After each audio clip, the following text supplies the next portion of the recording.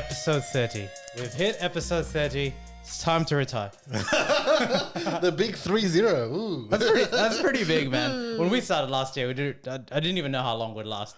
30's big, yeah. After I edited two podcasts, I'm like, actually, you edited most of it in the beginning. I'm like, this is so much work. It is. But we've made it. And 30, it's a big milestone. I mean, what are we doing for 50? Are we getting like strippers and like... What the hell? Pole dancing? Yeah. Stripping vegetables. Like, all right, in celebration for 30, I've got you've got the Drake haircut. Yes, on, the Drake haircut, the fade. You know, after I told you last episode, you tell me shit. I did this on my own accord. All right, listen. So my thing is, I didn't do it last year, but in January, I always like feel like the need to shave my head and just like, you know, January rebirth, new. Yeah, I mean, it's very hot here, isn't it? It is pretty hot here. I do jiu-jitsu as well, so like it just makes sense with like a lot of hair.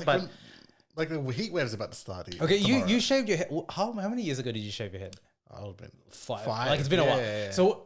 So what caused you to shave your head? Because I have a feeling that every guy wants to shave their head. Well, I normally just do it for a restart. Oh shit! I can't. What I mean is, usually when you like the idea. I mean, you look at Jason Statham. It's like, oh man, the bald head looks good. The Rock looks good. And and then you shave. You're like, oh man, I've done a mistake. It's not the bloody same. Okay, listen. I like it. I don't mind it, and at least I know what baseline looks like if I ever don't want it. But I want the bangs back. The bangs back. All right. Episode 30, we've got a corker. We've got a corker of an episode here. A lot of topics. It's politics and technology. Just basically two of our favorite topics. So before I get into, I gotta get a gulp of water, man. That's how big this is in. All right. Gulp of water. What the fuck? Who the hell says gulp of water? Gulp. I want to gulp. All right. Okay. You know what? No. All right. No. Okay. Okay. Number 1, Vivek Ramaswamy. Our boy. Our boy. And Ron Desantis as well. Not necessarily our boy. Not our boy. They're both withdrawn from the race for the Republican candidate. And they endorsed Trump. Let's set the scene, right? So the Iowa, man, I can't even pronounce it. The Iowa caucus happened recently. So the Iowa caucus, 99 counties there, is basically the beginning of the process, right? And for Republicans, it is basically a yardstick and a baseline, right? Yeah. Especially for America. So here's the thing, right? Going into it, the pre-polling numbers had Donald Trump winning comfortably as well, right? And he did. Surprise, surprise. He got over 50% of the votes. Pretty comfortably. DeSantis came second, 21. Nikki Haley, 19. And our boy Vivek, 7%. Okay. Which is good, because he was at 0 before. So I guess if your baseline is 0, it's good. Okay, so look, it is what it is. So for you and I covering an American election, like at this level, it's a bit different, right? Like we've watched it from an armchair perspective, but I don't know. I was pretty surprised when, you know, you got the notification and you sent it and I'd seen it prior that Vivek bowed out of the race, right? So that's number 1. Yeah. And then he endorses Trump, which actually makes sense. But like, what was your initial reaction on it? Well, the thing is, right, that whole 24-hour period when all this happened, it was quite odd in the sense that this actually started off, I believe, it was 24 hours before.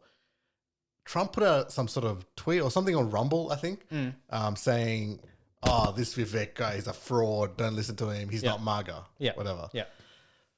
Then that night, you have Vivek apologizing to Trump. So Vivek said something, I think, to Trump or about Trump before the votes. Before the votes, and you had Vivek apologizing like on camera to Trump, and then I think the next day, you literally have Vivek on stage with Trump saying, this is the guy," you know? Yeah. So it's just like, what has transpired in those 24 hours? Yeah. Like, I'm trying to figure out, did they make a deal or did they finally actually meet? Because they probably haven't met yet.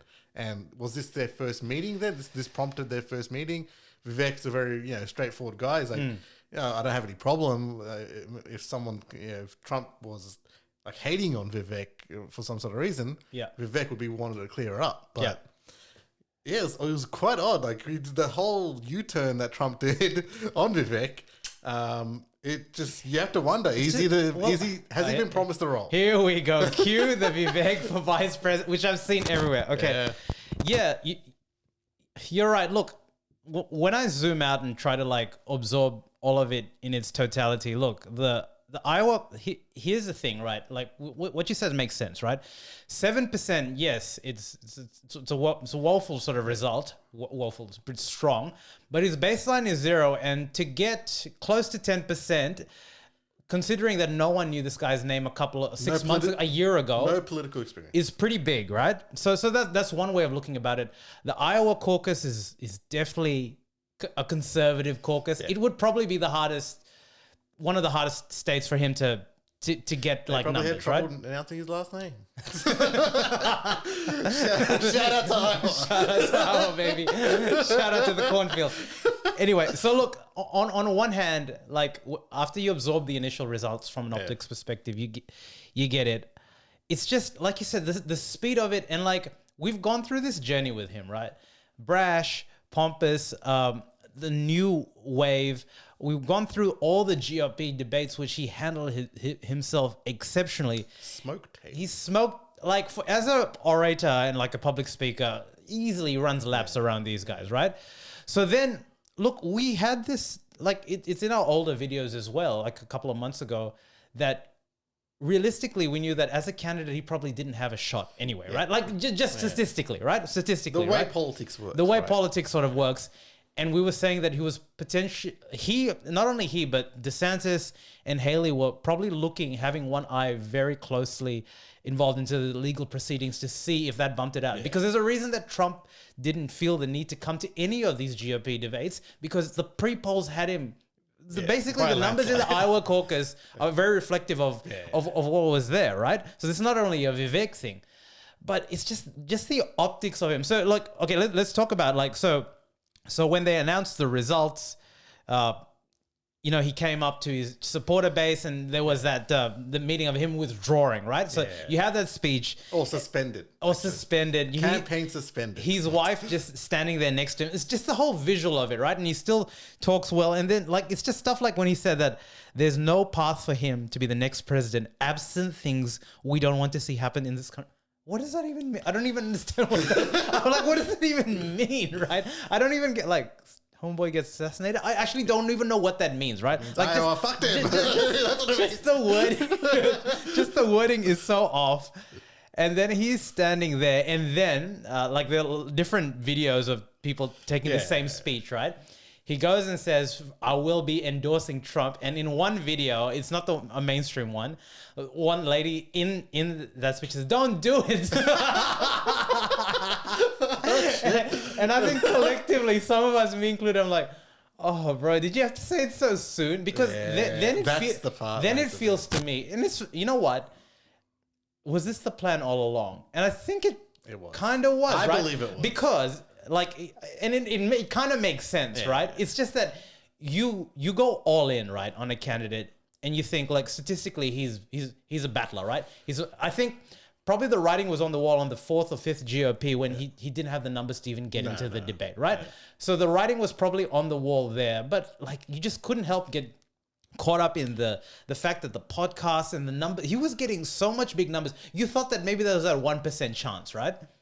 Is this maybe like a thing where people are thinking that he's a Trump plant? Meaning, like, because we see this all the time in like elections, right? You have someone like that says they're like independent, but they secretly have made a deal with one of the bigger parties to take votes away from the other party, right? Yeah. Is he someone that was there to ensure that DeSantis and Haley don't get anywhere near Trump? Well, the only thing like that, because Vivek really went at Haley, right?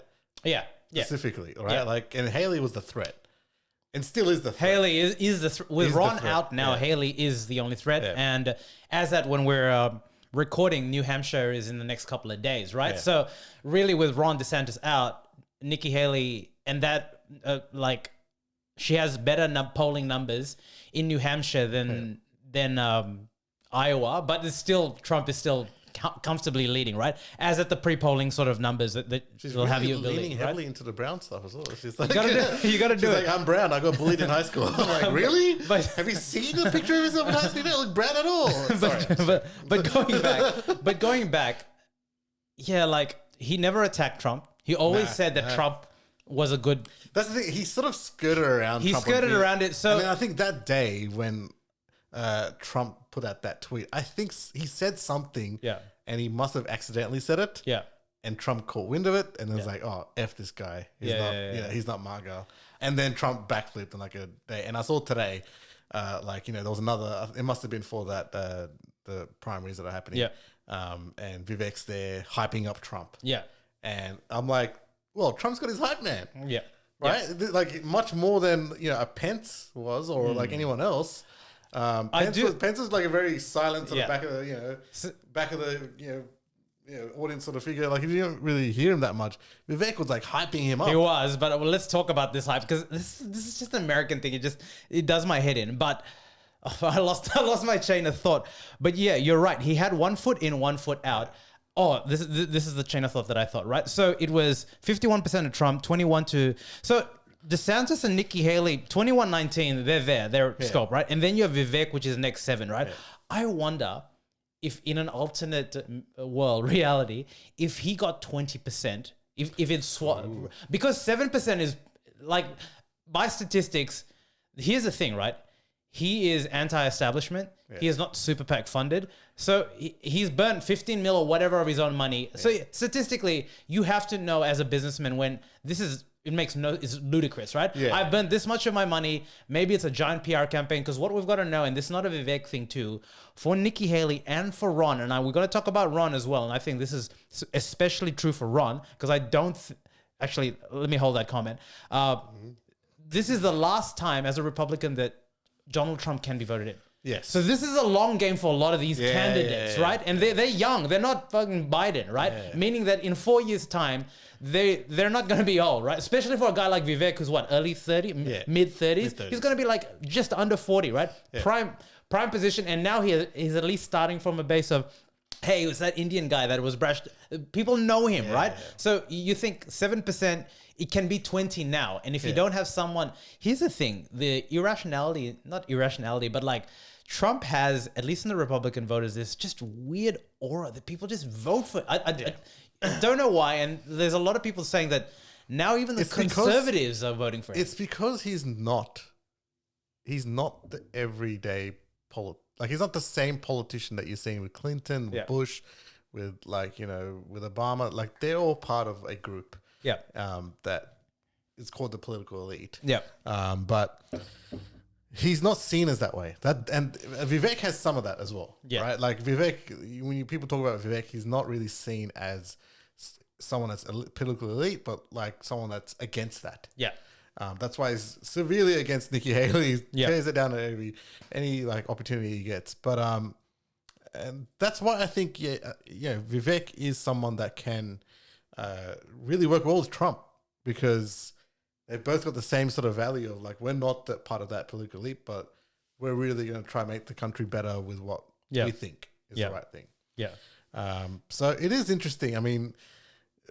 But we talked about this before, right? Yeah. Like you can't. I don't know if Trump wants someone like that. I saw the press conference today, and I was like, you can see the one him endorsing him. Yeah. Like Trump's on the side, and I'm just like, does Trump look happy that he like? I don't know. Like, exactly. So look, hyping him up. I don't know. Armchair like psychologist, really. I saw the same thing too, right? And then you just got to read the trove of information that is YouTube comments. But a lot of people were saying there's no way that Trump would agree to Vivek being VP because he'd outshine him and he hates like he is that sort of guy, right? Yeah. But it wouldn't be a good business move. If he was still in the business world. Well, it doesn't have to be VP. You can put him within the candidate, like as a candidate. He could be a Secretary of State or something like that, like something within the cabinet. Or within the business realm, like he's got a lot of like progressive sort of ideas. VP, I'm not sure whether Trump wants someone like that. But it's been rumored that Trump has already decided who his VP is. Yeah, I heard that too. I don't think it's going to be Haley. So I'm honestly leaning towards Ron. Well, you know what the interesting thing is, right? Because Ron, was, and this has been done in history. I've heard about this commentary recently about getting a VP that is from the opposite party. So from the Democrat Have they done that before though? They have done that. It's happened in history. I don't know. I remember watching this and reading this on YouTube. Yeah. That has actually been done before, that where someone has gotten like a Democrat, someone they found on the opposite end, just to make it look like that, it's a unity within, it's I get what you're saying. Like, well, but that's not the Biden Kamala Harris. Like they were both Democrats, right? It doesn't happen often, right? It might not happen, but like there might be someone, like we're looking at people like, where did Andrew Yang go? Remember Andrew Yang? Yeah, I remember. UBI Universal Basic Income, mate. Yeah, man. Andrew Yang, like... where did he go? What's her name? The lady as well, that's sort of half... There's sort of a lot of half Indians. Get us in, bro. Tulsi Gabbard. Yeah, Tulsi Gabbard. Your woman crush, yeah. But there's so many opportunities for Trump to really... If Trump really wanted to sort of go across the divide and really try get more Democrat people on his side during his term, then maybe he might get someone like a Tulsi Gabbard, right? To show that he's just more than just the Republican Party's head, but someone that's bipartisan, maybe. Yep. No, it makes sense. Look, in my mind, like I think Vivek feels a bit of that bipartisanship. I know a lot of Democrat people that are very impressed by Vivek as well. Oh yeah, I mean, like if you had a Vivek sort of figure in the Democrats, they'd eat it up. I don't think they'd push him as a presidential candidate. But here's the thing, right? And I think for someone like Vivek, okay, so here's my view on it. He's not going to be VP. Like I don't see it. Yeah. Especially with like the personalities there. Yeah. Even though he hyped the hell out of him in that one. We'll talk about the whole hype culture in America. Did you see Tim Cook's hyping up? No. Tim Cook. Yeah. Who did you hype up? Tim Cook. Shit, not Tim Cook. My bad. Apple's here. My bad. You hype him up with a Vision Pro headset? Tim Scott. He's the Vision Pro. He's like hyping up Donald Trump wearing a Vision Pro. No, sorry, Tim Scott. Have you seen the hype video? No. He's like a pastor. It was like, we need Donald Trump. Like they're all. I hate how. Wait, like we need Donald Trump. Yeah. Like he had like a call and response sort of sermon sort of thing. And like when I saw Vivek one, it was very slick. But I'm like, dude, you were just not bagging the guy out, but coming for his job, for his position. And now that's I just hate the politics. I saw that video of Trump, Vivek hyping Trump, and I was like, this feels like kind too of much. fake. It's like too much. This feels kind of fake. Our commander in I get it, but like it's he too was much. literally saying we need younger voices in government. Yeah. And then now here we go. He's the guy. I think the problem... One of the oldest people on the race. See, I understand it from a political perspective. You have to live to fight another day. You got to keep your enemies closer. And like maybe he throws you a bone and you're in the cabinet somewhere, so you're not completely out of sight, out of mind, right? Note that this guy spent how many billions of dollars of his own thing. He's not going to make it being in politics. So I do feel like he's going to go back to business. Really? Well, like, dude, I don't know. I actually don't know. So I think the amount that he has spent, I'm like, he has to be in politics now. It's not going to... while, at least. Well, color me intrigued, right? Yeah. But I think he went in knowing that it was a long shot. Yeah. Probably was not going to happen this time around. Yeah. It was probably for the next time around. Yeah. He had to build it in. Yeah. Strategically, there's always a hope that... I don't think he was expecting 7%. I think he was expecting double digits, right? Yeah, around 10, 12. 15, 12. I think optically that sounds good. I think he thinks that he smoked Haley more than he did. Exactly. Haley still has her supporters, man. Well, she's the super bad. But the other thing is, when you think of like Trump and Biden and that, as much as... Here's the thing. I saw so many and YouTube skews it as well because the audience is a bit younger, right? Yeah. Of younger Americans saying that they want to go for Vivek. And this interview just stuck out to me. And the lady that was interviewing this younger guy, I don't know what his age is, like, okay, cool. So what policies, what do you like about Vivek? He couldn't say anything, right? And that's okay. Yeah. So all it meant is that he liked the energy that Vivek brought and he wanted like a younger person. Let's just keep it real. That's what he wanted, right? They couldn't articulate like a policy in that. And that's the other thing, right? This is where maybe Vivek has stumbled in his campaign, right? He's gone on a lot of his podcasts and talked and like really shown how great, how he's a great sort of showman and all that sort of stuff. But no one knows what his policies were. No one really knew too much. What he stood for was very broad and very general, but he isn't really specific on things. Maybe that might help him next time. I think the majority of America are just not ready for someone that's slick. I'm not I don't mean it in like you know when you hear like a really slick salesman talk to you, and that's what I'm saying. Like at the back end of it, when you hear Vivek's rhetoric, like there's no doubt he's an A+ debater, speech talker. And there are he's a Fortune 500 CEO. Like what I mean is he's a really good businessman. You can't be a dummy to do that, right? So there's a brain there. He can articulate very well. These are important things for an American presidential candidate. But you've got to win the people, right? And for some reason, people gravitate towards Trump, rightly or wrongly, right? And he hasn't connected at that level yet. And to be honest, it takes time. It does. It was always going to take a bit of time, and that's probably why he didn't lambast of Trump to begin with. Trump respects Vivek, though. Trump respects him, fellow businessman, coming into politics as well. Yeah. But Vivek is like very young in like Trump was a celebrity when he came in, right? He was all over like he was very well known in America. That's why he got the backing that he did. Yeah. Vivek is sort of an unknown. Yeah. Right. This is the first time anyone's heard of Vivek in a long, ever. So it will take some time for Vivek to sort of warm up to some of those people that don't really, that voted for Haley or that voted for DeSantis, right? Here's the thing. But here's the interesting thing, right? So Trump got the 51%, and now that DeSantis and Vivek are gone, those, what are they? 28%. Well, you think that they would flow. Well, that's what an endorsement is, right? Yeah. Hypothetically. But it's not necessarily the case. But the thing is, a lot of people... Because then when you think about it, right? If those people voted for them because they don't like Trump. Yeah. And they would vote for Haley instead of Trump. Yeah. That race becomes a bit... Like 58 theoretically to 49. It does, but that's what an endorsement is, right? Is more interesting. I agree, but it's more closer than you think. That's why these endorsements, quote and unquote, matter, right? Yeah. But then again, I just ring in my head that lady who yelled out to Vivek, "Don't do it." There is going to be a percentage of those people that are like, "Dude, I was for you, not for Trump. You represented something that wasn't Trump." MAGA is a concept of Make Australia Great Again. It's not MAGA equals Trump. I know you know what it does because he's got that whole branding, but. You know what I mean? And that's the only... That's an interesting question, isn't it? Will they vote for Haley? Well, that New Hampshire is going to tell us that, right? Because New Hampshire is not the same demographic or the same sort of individuals as that. But look, let's move away from Vivek a bit, unless you've got more to talk about. I want to talk about Ron. Yeah. Because Ron was second, 21%. I believe the donations in the super PAC and all that are higher towards Haley. That's always been like the attacking point from Ron. But I don't think he had to drop out.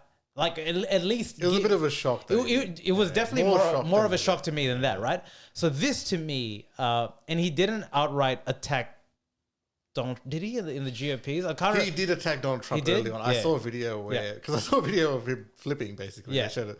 Well, that's what I mean, right? He attacked Donald Trump, and then yesterday he's like, "Oh yeah, back to Donald Trump." Exactly. So this is what leads me to believe that statistically he saw the writing on the wall. Yeah.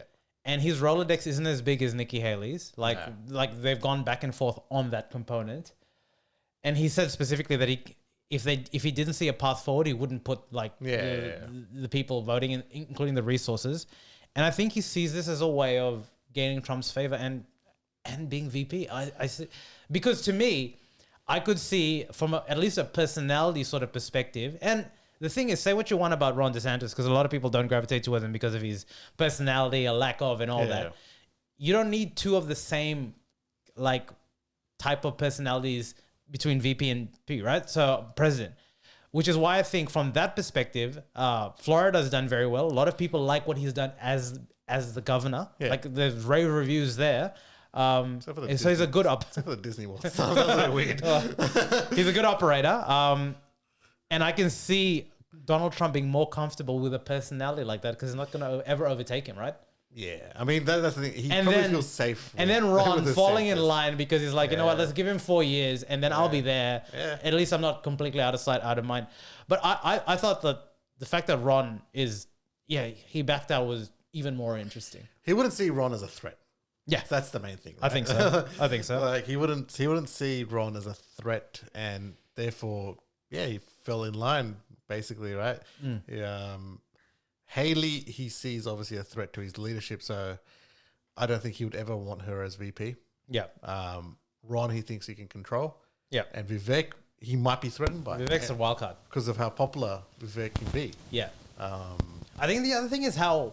Because if here's the thing, right? Like, if Vivek's in the VP position, like talking a lot, right? Yeah. It's going to look worse for Trump because then he's like, well, that guy's talking a lot. I should be the one that's doing all the talking. Yeah. And that's sort of interesting in how Biden and Kamala... I have not heard from Kamala The Harris dynamic, since they got elected. I have not heard from her. Think about so you had Kamala Harris, you had Pence, like they're quieter personalities, and I think that's deliberate. Not Kamala, man. Before the election, yeah, she wasn't right. So what I mean is like it would be very hard to mute a guy like Vivek if he gets chosen hypothetically, and he's, let's just say, less Vivek-y, like I don't know how to say, like less chattery. Yeah. You'd say the guy's been clipped, right? And I don't see him like ever doing that, right? And I think you got to keep your enemies closer. But the thing is, the only flip side is if this was Trump's first go around and he had, this is his last time at the White House, right? Yeah. If he gets in. So I see that being a very big point. Maybe if he wants to extend. He obviously, he respects Vivek. Yeah. But he doesn't know whether he would take the risk. I think so. Vivek, I think this is a keep your enemies closer. He could. Yeah. He could take the risk of saying, this guy's really cool. He connects with the younger demo, which I need to connect with. Which you need to connect with. Which you could see it as an opportunity. I think he does already connect with the younger demo. It's Trump? just not, but not in this way that Vivek does, right? Not in the way Vivek does. But tell me this, if Vivek, do you see Vivek accepting a position in the cabinet, should, Trump make it, that is not VP though? Yes. You do? I do. I think Secretary of State. Why is Secretary of State so sexy? It's really one of the closest people around the president, right? Yeah. I could see that being something that. What else? Like apart from Secretary of State, what other positions do you reckon? I mean, you could give him a Minister of Business sort of thing as well, but I don't know whether Vivek would want something like that, right? Because you'd want to be close to the president, so then when 4 years happens and Trump is out, he wants to be close to the media. He wants to be the guy that from the inside can go, because it's much easier to go from the inside and run for president than it is from the outside, like he just did, right? Yeah. So he would want to be. Would love to be VP, but I think definitely in the close cabinet. Yeah. Yeah, I think you're right. Well, I don't even know the overall poll numbers, like Democrats versus Republicans, like overall where that's seemingly sitting. But like I think America as a whole, very equal. Yeah, and Biden is starting to lose a bit. I wonder when the Democrats decide, because they've got to also decide on their candidate, right? Yes. So because it can be Biden. No, it can't.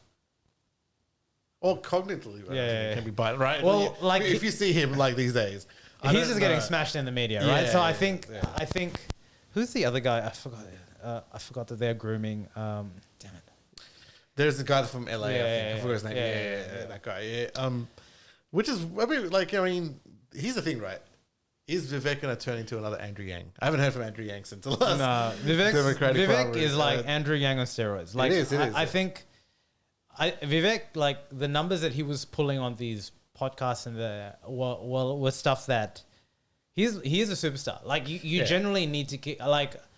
I'm really intrigued as to why he went Republican over Democrat. Not that I have any affiliation on both. I'm just intrigued as to what the thought process was over there. But it probably has to do something with like how the political parties like fostered him, if at all. But you can't. Like he is the future, or a candidate like him is the future, and that's why I think it's a long play. You know why he did? I think the Democratic Party is just filled with people that are part of that group. Yeah, of course. Right. Yeah. And the only person that wasn't was Tulsi Gabbard, and she tried last time, right? Really did try. I think she only got like 2%. Yep. Right, and that just shows the power of the Clintons, of the Obamas, of like the Biden, like these.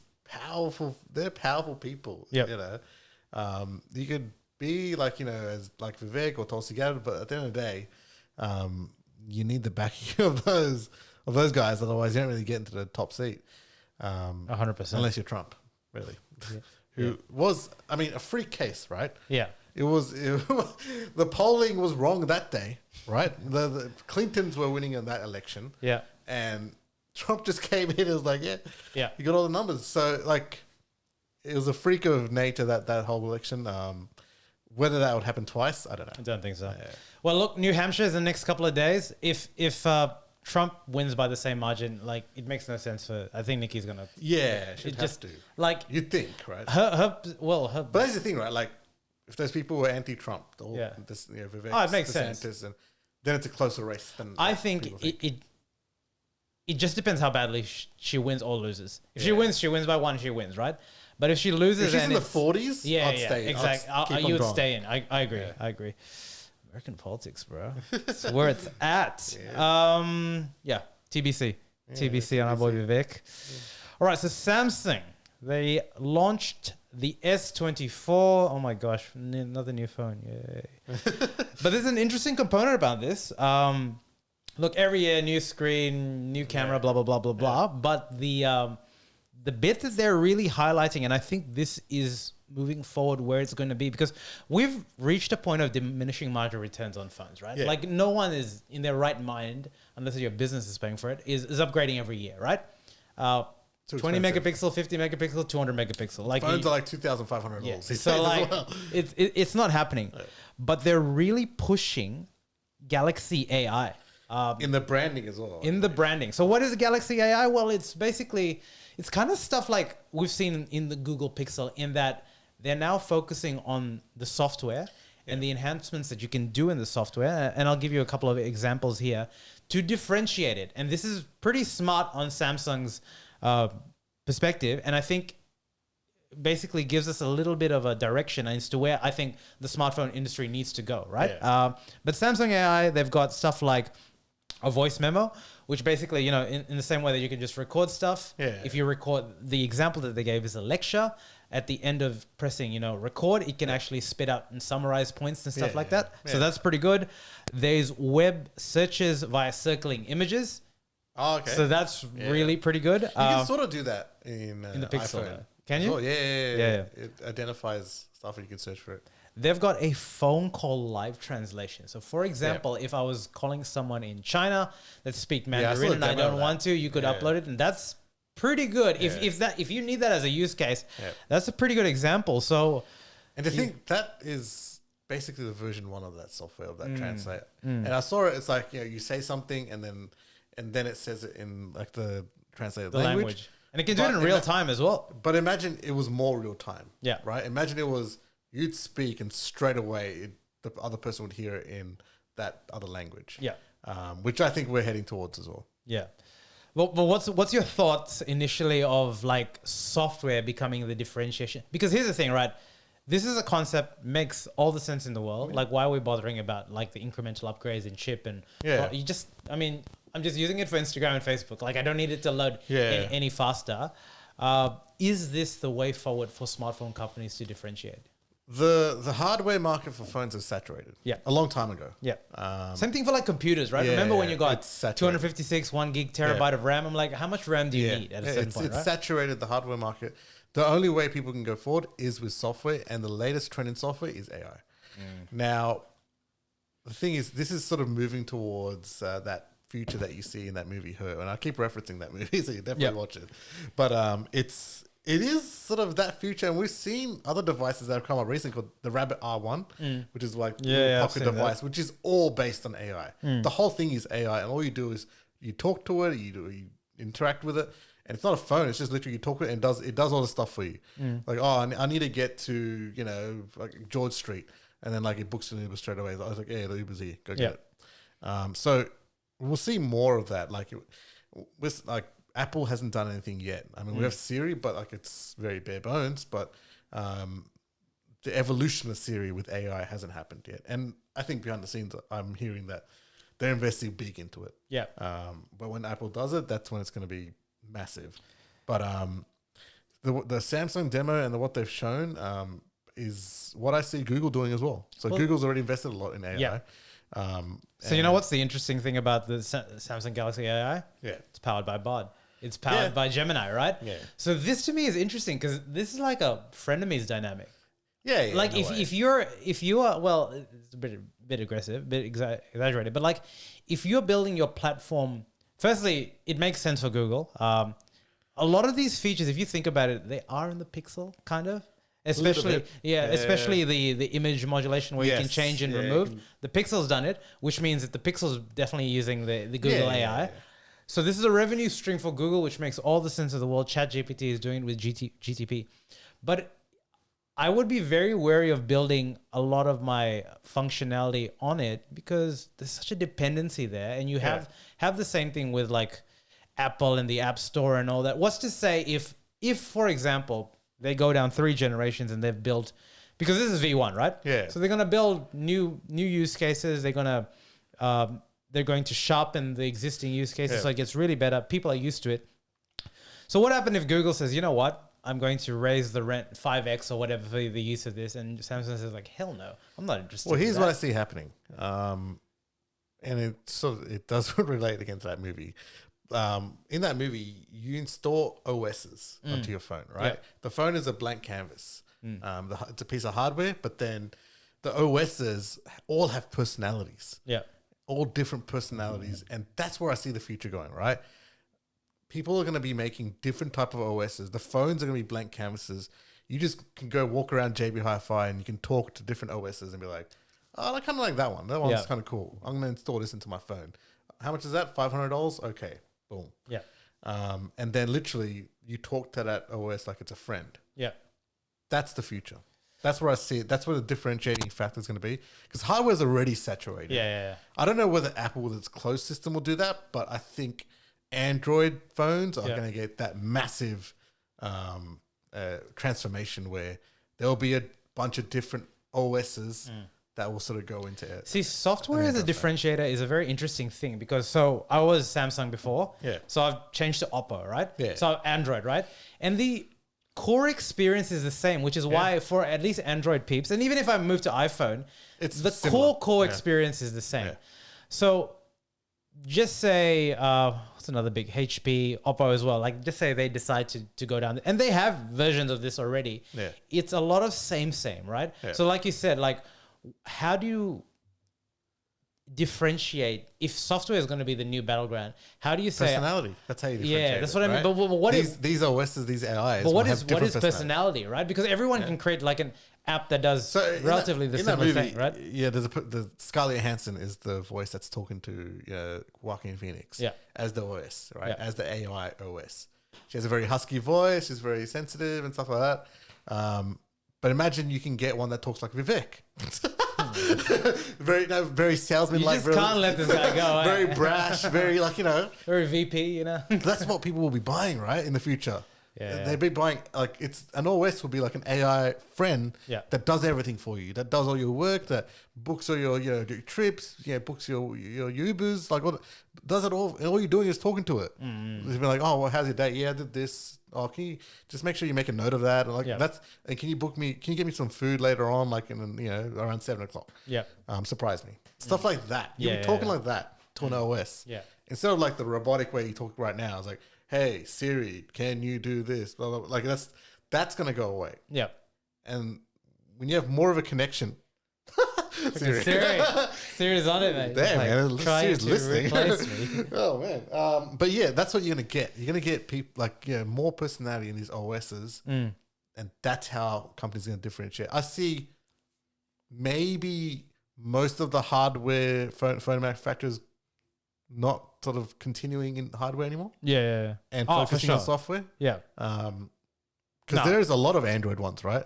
Heaps. And Apple's like a massive company that can keep doing for phones forever if they wanted to, right?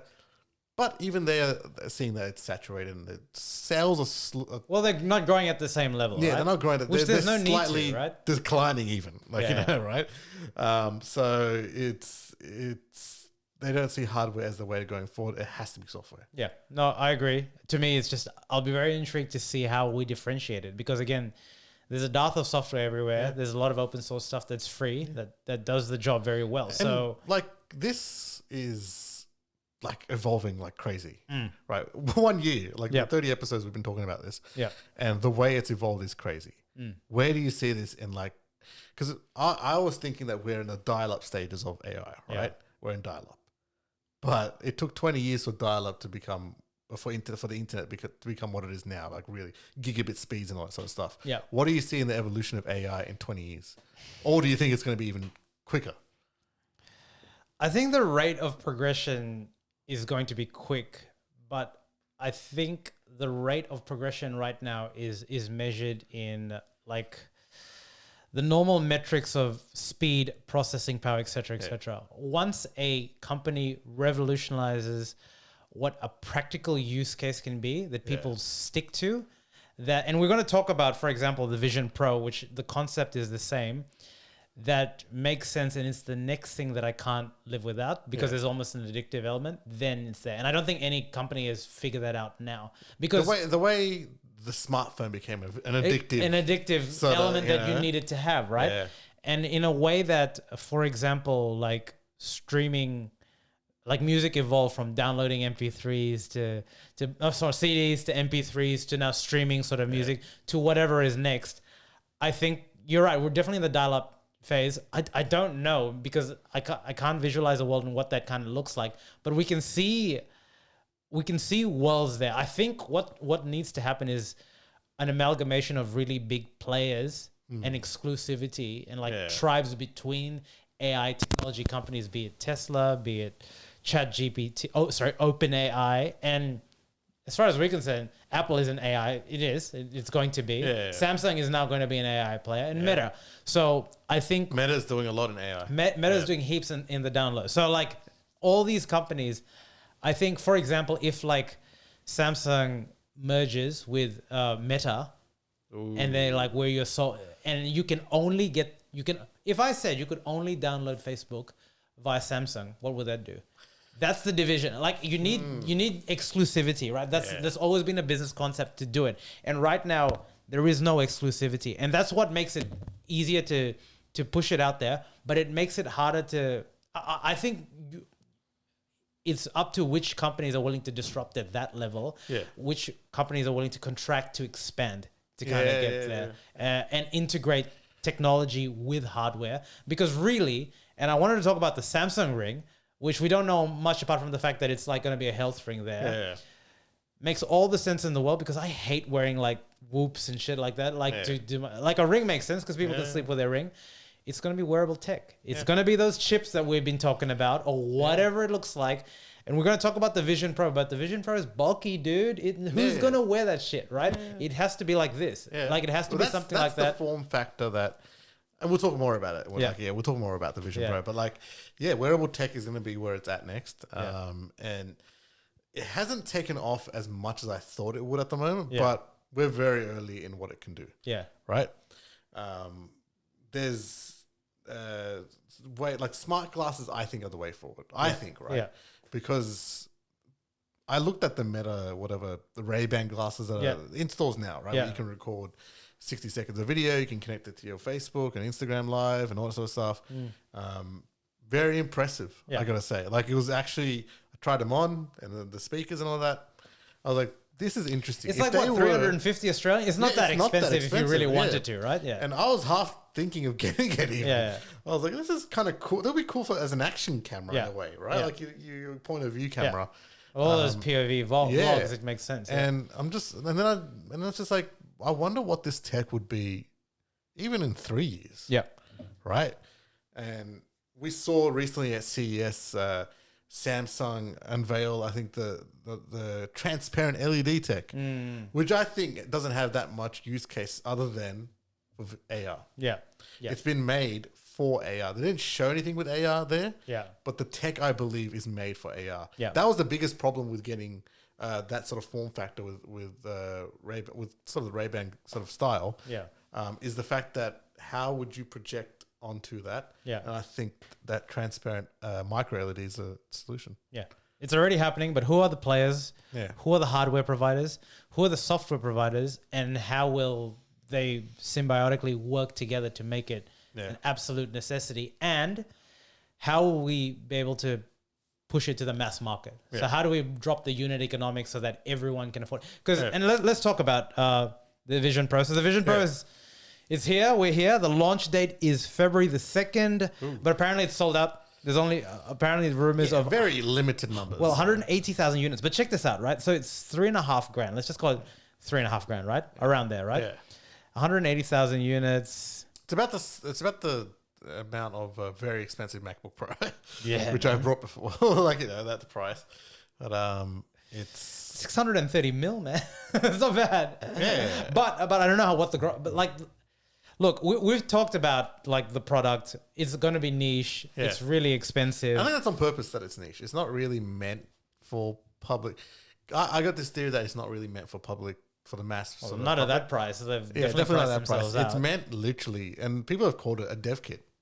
And I'd agree with them. Like at that price, it is literally a dev kit. You're getting a preview of a product that I don't believe is finished yet. So then this product? I believe it's there to get developers on board. That's its main focus. So the interesting narratives about this is going to launch in Feb 2nd. It's already sold out. Yeah. So you've seen the video of like how... you use your hand. So you can use your hand. You can do all these Zoom things. Spatial recognition. Yeah.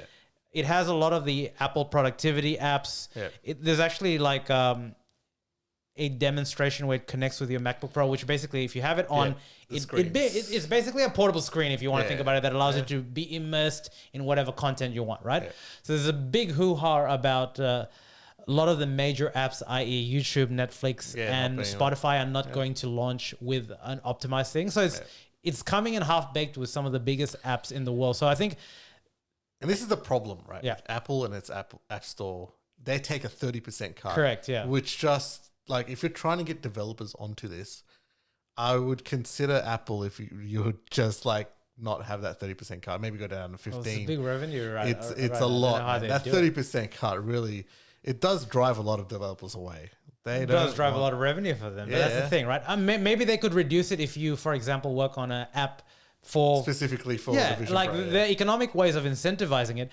But I think what's interesting here is, okay, you remember, I don't know if you remember it, but like the first...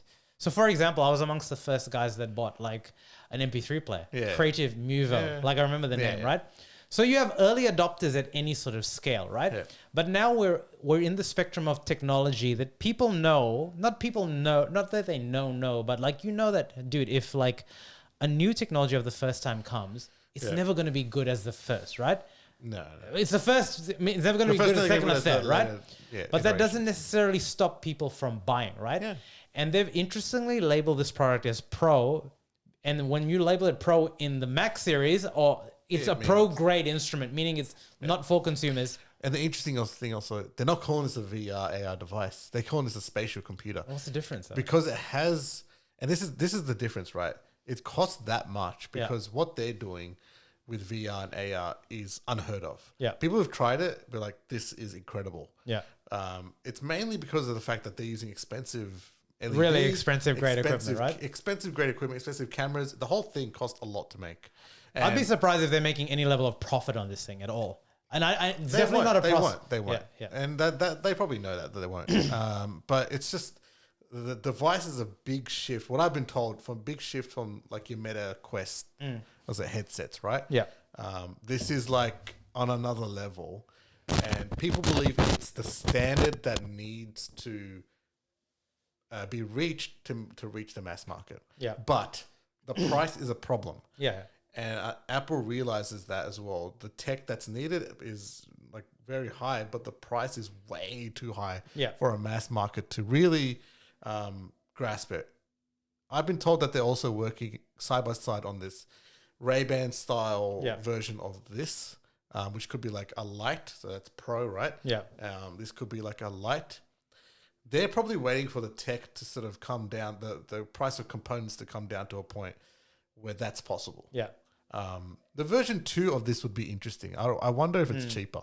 Yeah. Well, it'll have to be. It'll have to be. I think we've seen this with Tesla, right? Yeah. So right now, the biggest impediment, well, it's not necessarily only the biggest, infrastructure is there, to electrical cars is the cost. Quite simply, it just costs more, right?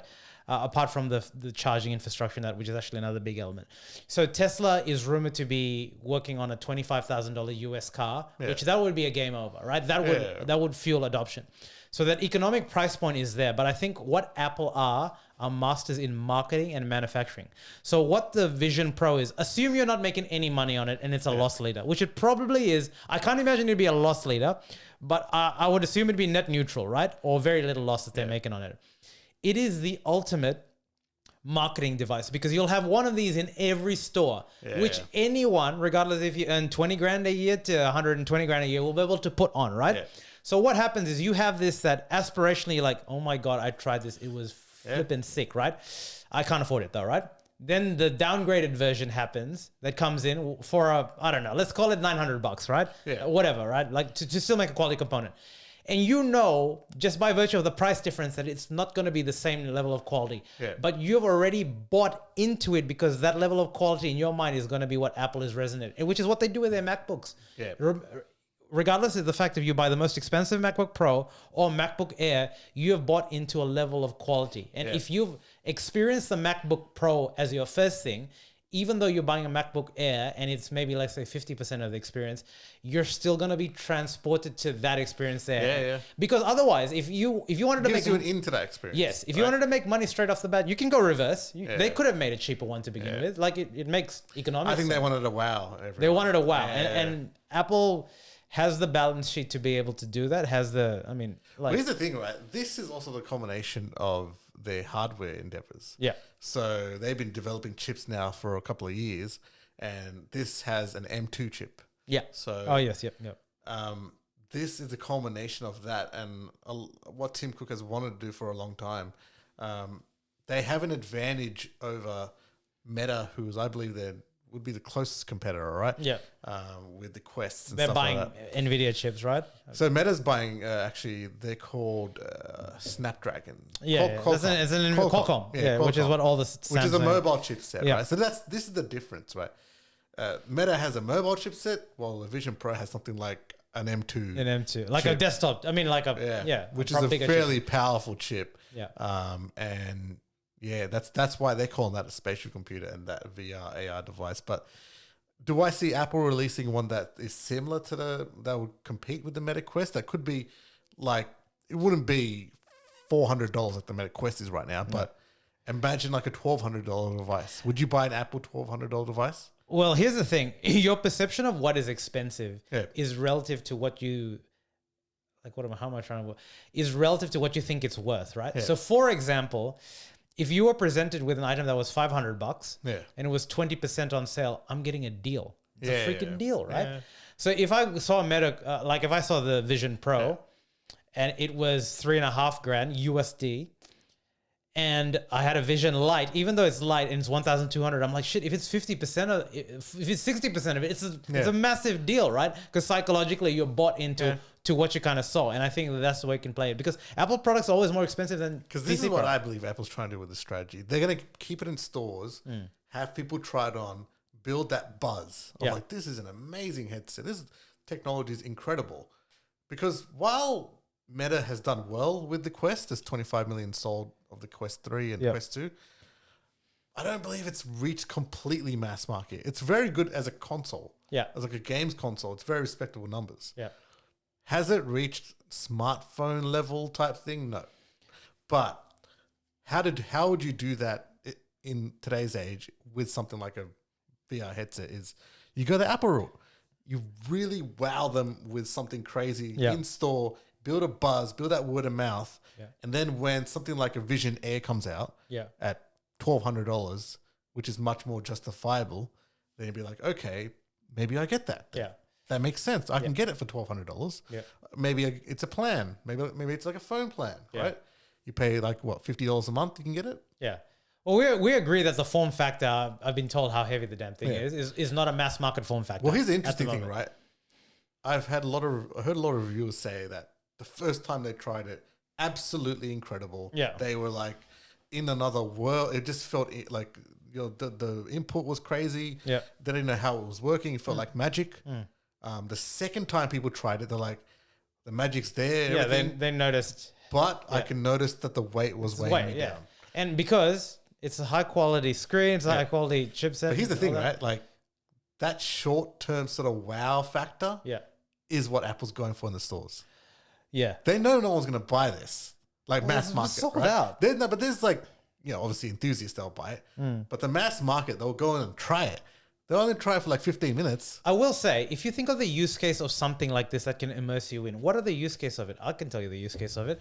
I'd sell it to the American military to use it to train their jet fighter pilots, right?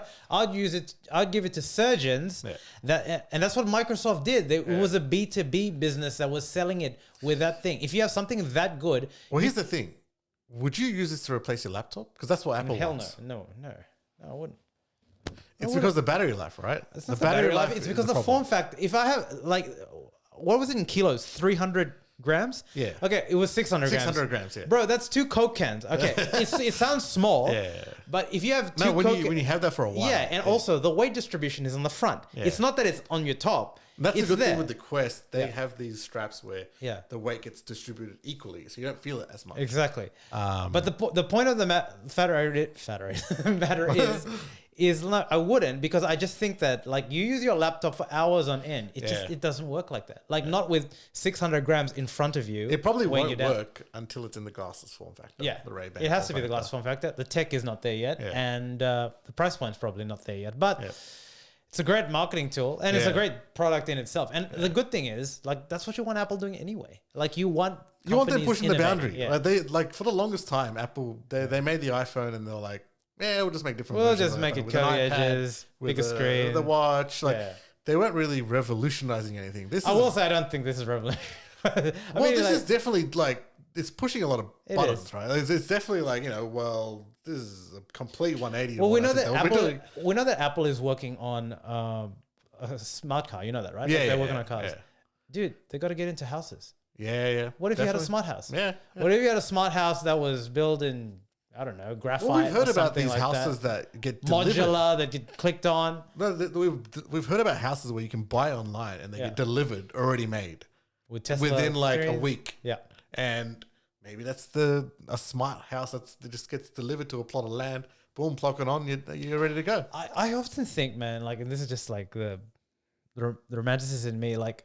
When I think of all the human ingenuity and tech and brain power that went into creating the Vision Pro, could we not use all of that for a company that's making as much money as Apple for like good? Not saying that it's not good, but like for something. Here's the thing, right? A lot of people within Apple they kind of think that's like, why are we going in this direction? It's capitalist right? endeavor. Like, why are we going with the Vision? Why are we going in VR and AR? A lot of people think of that. Yeah. A lot of people don't. Well, that's not an Apple thing. A lot of people are thinking that in Meta. A lot of people thinking that in Google. We've heard of Meta and the amount of money that they've blown. Yeah. And Zuckerberg's blown on it. He spent billions on it, right? Dude, I think that like tens of billions. You have to make bets. That bit I'm okay with. Yeah.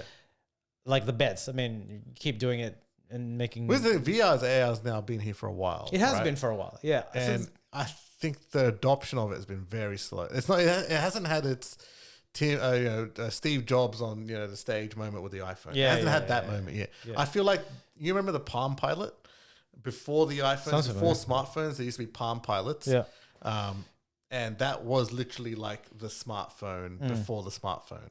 And while they were great, they were a bit clunky. They were like very slow, and the touch screen wasn't that great. I think we're in that phase of the VR AR move. We've got it's the tech's interesting. Yeah. But I don't feel it's there yet. Yeah. And I think so too. That's because the technology is not there, and because it costs too much to make something that would fit. That's what I've been told. It costs too much to make something that fits in the Ray-Ban sort of way. I just think the tech is not there. But not to say it won't be. Oh, a lot of tech. You've got a new sphere. What's happening in India, boy? Oh, boy, you do it. Oh man, massive news. So this has made international headlines. Actually, there was your boy. I guess the inauguration. It's not fully complete, this temple, but Narendra Modi's already done the inauguration of the Ayodhya temple. That in India, which drew the celebrities, drew the cricketers. Yep. It drew everyone there. Yep. And it made international headlines, and it was celebrated internationally as well amongst the Hindu community across the world. And yeah, it was a big thing. But it's a little bit controversial in the sense that, like, obviously the history of that area, especially the site there, it was built upon. I have to be careful here. It was built upon. So in the 1990s, in the 1990s, there was a mosque there, and that mosque had been there since the Mughal era, so 500 years. And it was there for a while, and there was a lot of calls for that place to be redeveloped into a temple by the then obviously the same party as the Narendra Modi, the BJP, and there was riots in the 1990s, really violent riots that shocked the whole nation, where the temple got destroyed, the mosque got destroyed. Hindus would say actually that this is that mosque was built on the land of where Ram was built. Ram was born. So it's very sacred to them, and it's just like they've got that land back, and now it's something that that they're celebrating a lot. And it's interesting that Narendra Modi has really pushed this. So in 2019 is when because that land had since the 90s, since it got completely destroyed, that mosque, the land has been sort of given to both Hindus and Muslims. Yeah. In 2019, there was a Supreme Court decision where it got given to the Hindus. Okay. And then the Muslims were given a land away from just on the outskirts of Ayodhya, where they can build a mosque. It is a bit controversial, right? In the sense that people are saying that Modi has used this for the elections that are coming up. So yeah, he's. But this would have been approved a while ago, though, right? So yeah, in 2019, it was approved, and that's when they started construction. It's just that it's built now. It's built now to a level, and not completely, but he's enough to inaugurate it. Yeah. And yeah, it's become a pretty hot topic in India in the sense that is this Modi trying to use this for his elections? Is it a political stunt? But a lot of people across the world, and I have personally, my wife's Hindu, and she's told me it's more of the fact that it's a great celebration for their religion, because that is the birthplace of Ram. Yeah, and people are more celebrating that there's a place like that that they can go to. Yeah, because this is going to be a tourist destination. Yeah, as well. That's the main thing as well. And yeah, we'll just have to see what happens to this. What are your thoughts? What do you think? Yeah, I think when it comes to sensitive subject, it is. When it comes to building religious temples and stuff like that on grounds where you have two major religions, Israel has all of that sort of issues as well. It gets really tense depending on who you speak to. But I guess the intentions behind it we will never know. Obviously, coincidental that it's close to an election there, but I think as long as the intent was for the right sort of reasons and the outcome is for a positive thing as well, as long as those boxes are ticked, which it feels like it's ticked, I think no harm, no foul, if that makes sense. But like you said, when you go down that rabbit hole of religious sites and stuff like that, especially between the Hindus and Muslims, it can get a bit tense like that. But I think overwhelmingly, at least in the Western media, I'm looking at the comments and stuff like that. People are just happy with it as well. But there's no doubt that there'd be a group that wouldn't share the same sort of sentiments. And I think at the end of the day, we've just got to understand that and then as a group of people, we're never going to 100% agree, it right? It does sort of the idea that India is a secular country, right? Yeah. And there's an 80% Hindu majority, and there's 20%, or not 18-90% Muslims and Christians and Sikhs, and they're all there. You know? So it's just it doesn't help the fact of Modi's sort of there's a sort of reputation that he has, right? Yeah. And you just sort of wonder whether that that could end up being a good move for him in the election, or if it's a bad move. Well, if the majority, if it's majority, Hindus, that like, it would most likely be like okay, and maybe an election saving move, right? But I would say if the majority are Hindus anyway, then like